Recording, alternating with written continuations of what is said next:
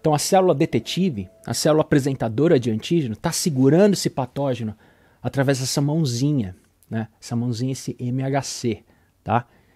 Complexo principal de histocompatibilidade maior.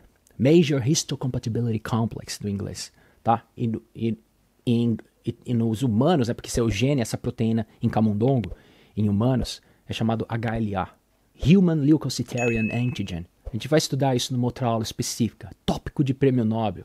Os caras que descobriram isso não estavam nem estudando a apresentação de antígeno, eles estavam estudando rejeição de transplantes. Né? Já ouviu falar que transplante precisa ter afinidade, ou então vai ser rejeitado? É rejeitado por causa dessas moléculas de MHC. Mas outro assunto, tá bom? Não se desespera, a gente vai estudar sobre isso. Calma, né? Então vamos lá. Célula apresentadora de antígeno, comeu um pedacinho do patógeno, está apresentando ali o MHC na superfície, apresenta fragmento do patógeno. O MHC de classe 2 tem um certo tamanho, uma mãozona, né? E segura um pedaço, um chunk, né? Um grumo maior do patógeno, tá? Então, geralmente, esse MHC de classe 2, tá?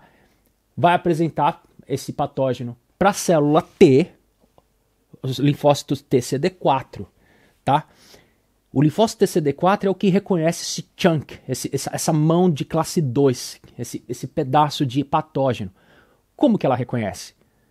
Tem um receptor de célula T. O receptor de célula T liga no fragmento do patógeno, tá?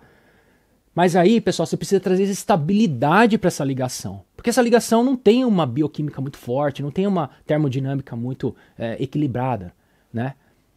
Pensa que aquele patógeno veio de um produto de digestão, né? Um pedaço de peptídeo ali, né?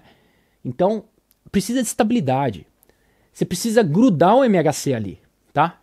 Então, o linfócito T que está do outro lado, ele tem uma anteninha. Essa anteninha é o CD4. O CD4, galera, que é um tipo de anticorpo, um tipo de imunoglobulina, mas que fica ali na superfície do linfócito T, vai ter afinidade com o MHC de classe 2, tá?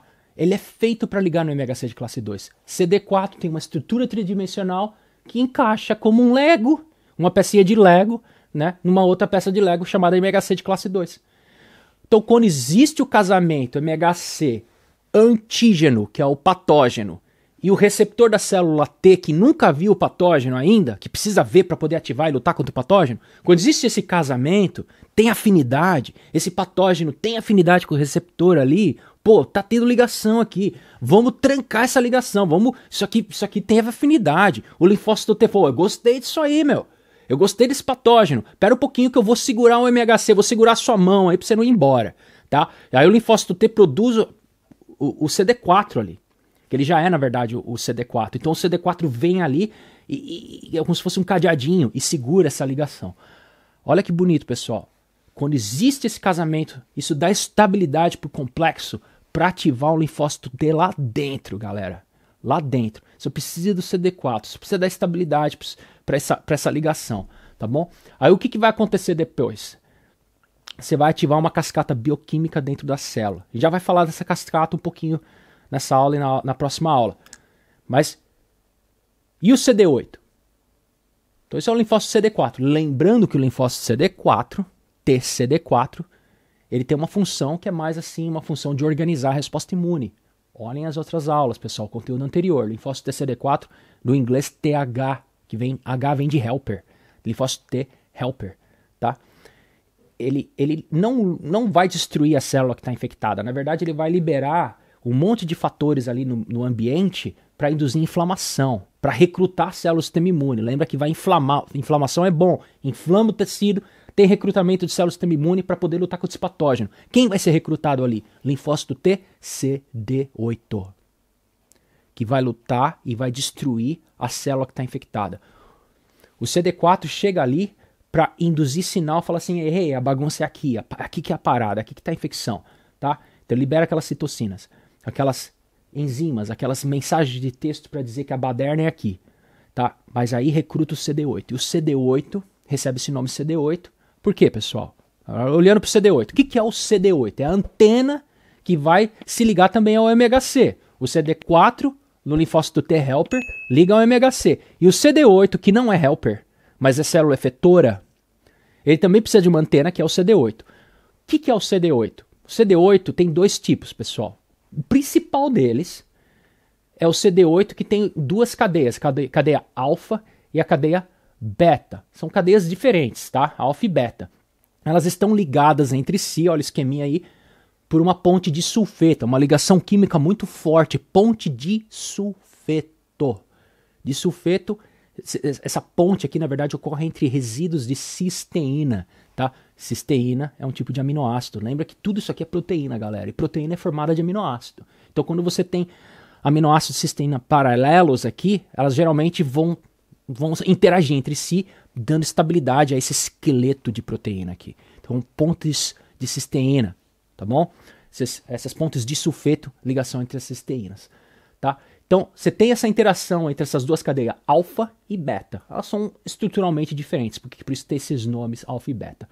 Geralmente, é o principal tipo de CD8, de antena CD8, que vai ligar no MHC. Eu já vou falar que MHC que é esse, tá bom? Quando a célula T citotóxica está sendo ativada ali na inflamação para eliminar a célula que está infectada com patógeno, galera, tá? Célula está infectada com patógeno, vem a célula citolítica ou citotóxica, lítica, porque ela lisa, quebra uma outra célula, no caso a sua célula hospedeira. Então, a célula CD8 citolítica tem esse CD8 de cadeia alfa e beta que vai se ligar inicialmente ao MHC. O CD8, pessoal, também pode ter uma outra configuração, que é duas cadeias alfas, tá? Em vez de ter uma alfa e beta. Mas não, geralmente essa variação de CD8, ela não é expressa na célula citotóxica efetora, né, que são as principais células efetoras da resposta à imunidade.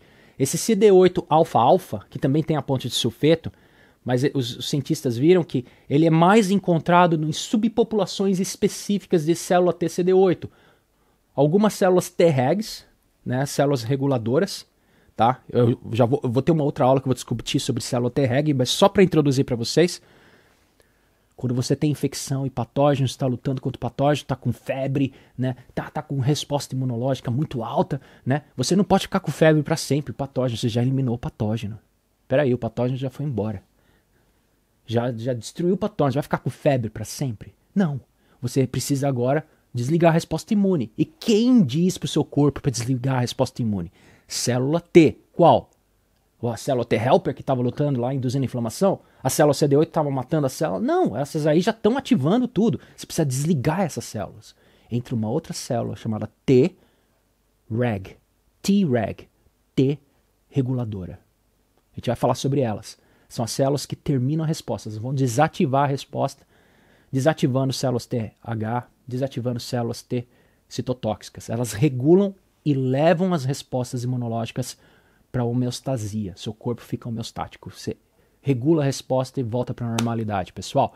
Então, algumas células T reguladoras que possuem antena CD8, que também vão regular a resposta, tem muita gente que pensa que é só CD4 que é reguladora, mas tem também a CD8, elas têm esse CD8 é de cadeia alfa-alfa, tá?